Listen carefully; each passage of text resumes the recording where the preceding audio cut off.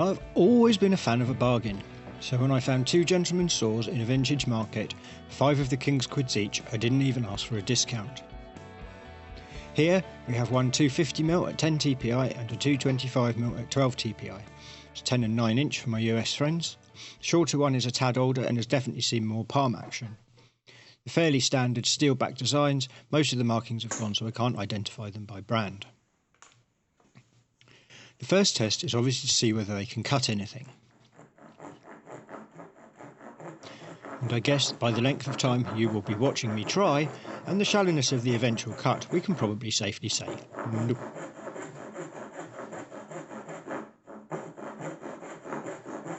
I'm not a fan of the gentleman's saw, as I find a pistol grip tends to keep my arm on the straight and narrow easier. These were a bargain, so I'm happy to give them a go.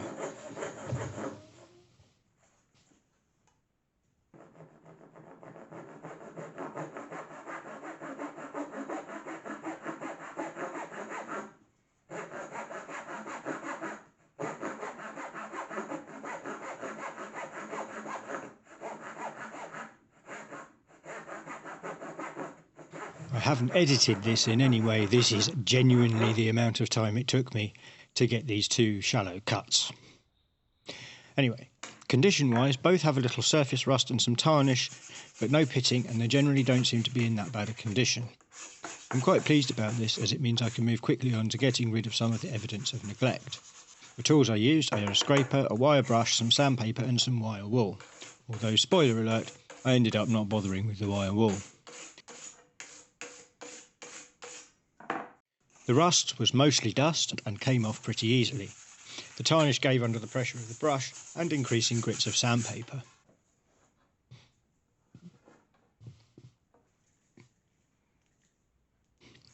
I love the smell of WD-40 in the morning.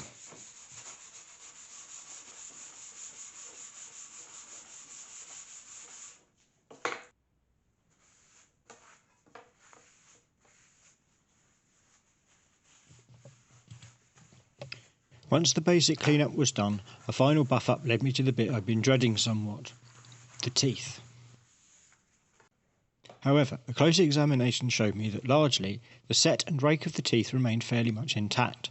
This came as something of a relief, as had they had the Stonehenge effect, the whole shebang would have taken me far longer and I would have needed to invest in or jerry-rigged a tooth setter. So to sharpen, I first ran Chewbacca across the teeth while resting on a small board to maintain a right angle in order to joint the blade.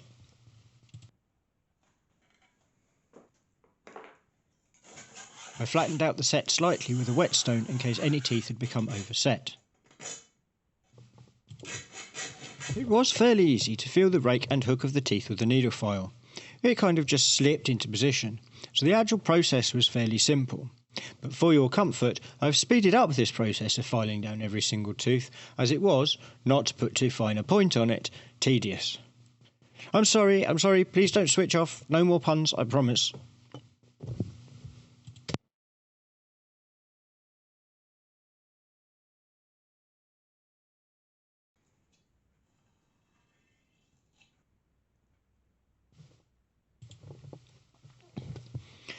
This done, my attention moved to the handles. There was nothing essentially wrong with them.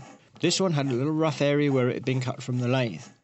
Both of them were time-worn, but little roughness that was easily dealt with sandpaper. The wood on the lighter handle I think is beech, while I think the older darker one may be a fruit wood, possibly apple, but your guess is as good as mine.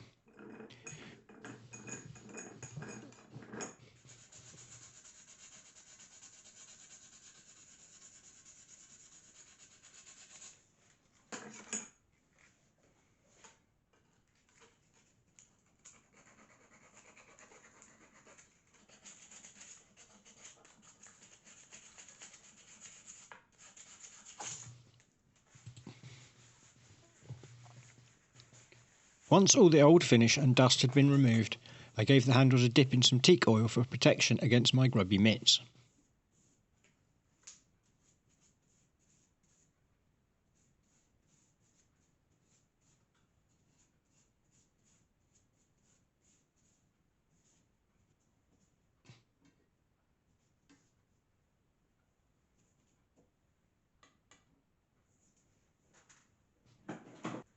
Lastly, once the handles were dry, I gave the blades a final buff with some more WD-40 and I was ready to test again.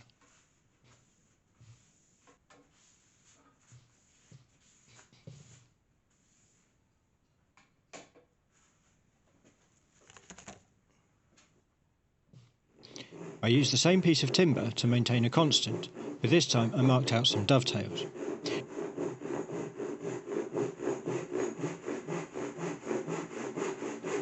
This is in no way a comment on my dovetailing skills, nor is it a tutorial in the same, so I will skip the chiselling. But I think it's fairly obvious that the saws are cutting so much better now.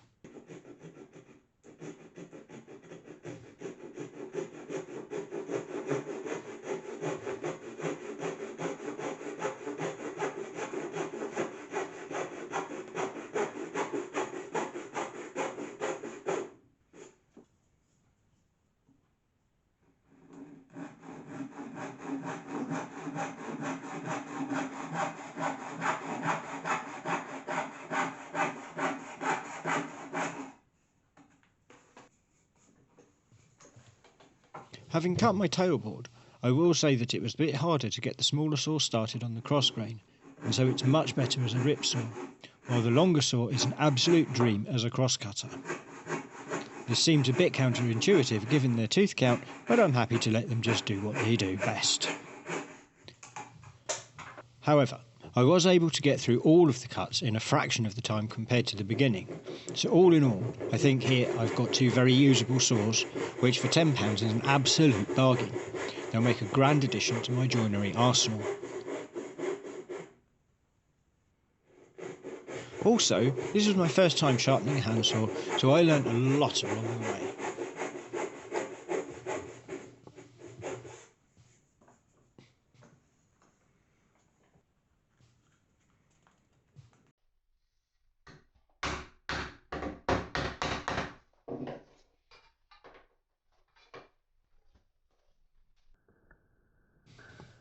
Thanks for watching to the end. Please comment, like or subscribe if this video appealed to you, and I'll be back soon with a new project.